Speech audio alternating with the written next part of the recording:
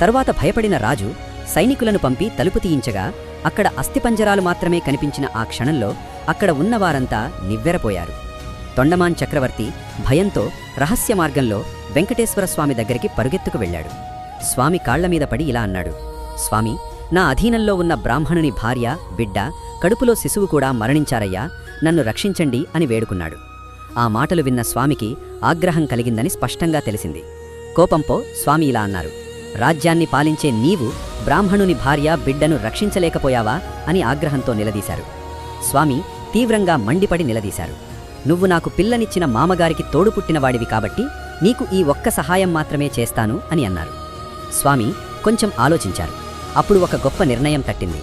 అస్థికలను పాండవ తీర్థం, గోగర్భం దగ్గరికి తీసుకురమ్మని చెప్పారు. వెంకటేశ్వరస్వామి కంఠం వరకు నీటిలో మునిగి ఆ పవిత్ర జలాన్ని అస్థికలపై చల్లారు. స్వామి చిరునవ్వుతో అస్థికల వైపు చూశారు.